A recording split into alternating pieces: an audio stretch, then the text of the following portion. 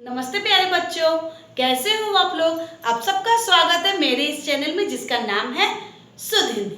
तो बच्चों, आज मैं आपको पढ़ाने वाली हूँ उपसर्ग और प्रत्यय के बारे में। आज हमारा टॉपिक यही है, उपसर्ग और प्रत्यय। इंग्लिश में उपसर्ग को कहते हैं प्रीफिक्स और प्रत्यय को कहते हैं सफिक्स। आपने पढ़ा होगा। तो उपसर्ग, पहले हम जानते हैं उपसर्ग किसे कहते हैं, फिर बाद में प्रत्यय के बारे में जानेंगे। तो उपसर्ग ऐसे वर्ण या ऐसे शब्दों को कहते हैं जो किसी शब्द से जुड़कर उसे नया अर्थ दे। मतलब उपसर्ग मतलब पास आना, जुड़ना। तो उपसर्ग की परिभाषा क्या होगी? ऐसे वर्ण और ऐसे शब्द जो किसी अन्य शब्द के आगे जुड़कर उस शब्द को नया अर्थ दे, उपसर्ग कहलाता है। मैंने यहाँ पर कुछ शब्द लिखे हैं बच्चों, जैसे भाव। भाव मतलब है हमारी भावना, फीलिंग। अगर मैं इसमें अ जोड़ दूं तो क्या हो जाएगा? अभाव। अभाव मतलब कमी, तुम में साहस की कमी है। नेक्स्ट है ज्ञान। ज्ञान मतलब नॉलेज। अभी अगर इसमें मैं वी जोड़ दूं तो क्या हो जाएगा? विज्ञान। विज्ञान मतलब साइंस। हाँ, विज्ञान मतलब साइंस। अभी नेक्स्ट है वन। वन मतलब सभी को पता है, वन मतलब जंगल। अगर मैं इसमें जोड़ दूं उप तो क्या हो जाएगा?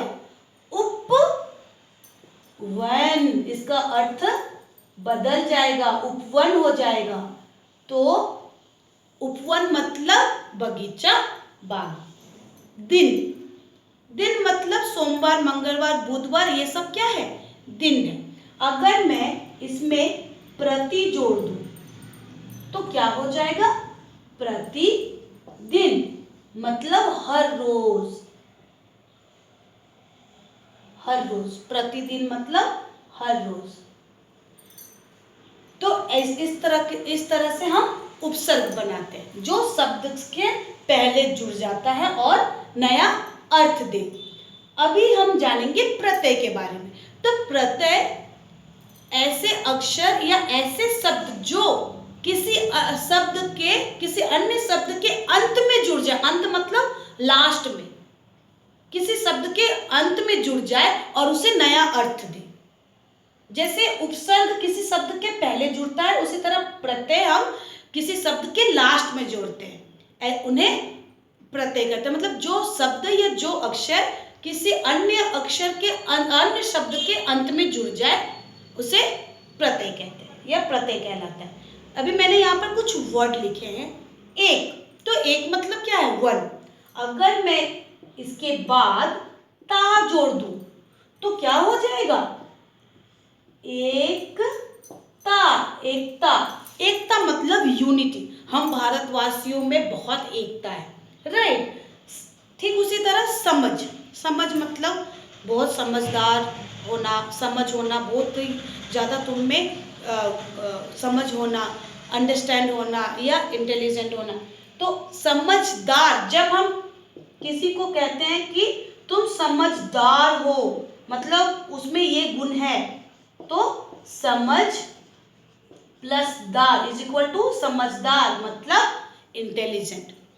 अभी मैंने यहाँ पर लिखा है भारत। भारत जैसे हमारा देश है भारत, तो यहाँ पर मैंने भारत का नाम लिखा। अगर मैं इसके साथ ई जोड़ दूं, ई तो क्या हो जाएगा?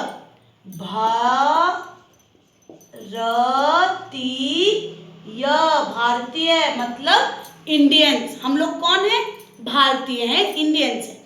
तो जब हम यहाँ पर ई लेटर को जब हम जोड़ते हैं प्रत्यय के साथ तो वो सिंबल में बदल जाता है, मतलब मात्रा में बदल जाता है। जैसे इसी तरह से हम प्रत्यय और उपसर्ग को जोड़ते हैं। जब हम कोई सिंबल जोड़ते हैं, कोई वर्ण जोड़ते हैं तो उसे मात्रा के रूप में बदल देते हैं। इससे उसका जो रूप है उस शब्द का, वो रूप बदल जाता है और उसका अर्थ चेंज हो जाता है, बदल जाता है। तो इसी तरह से उपसर्ग और हम प्रत्यय जोड़ते हैं।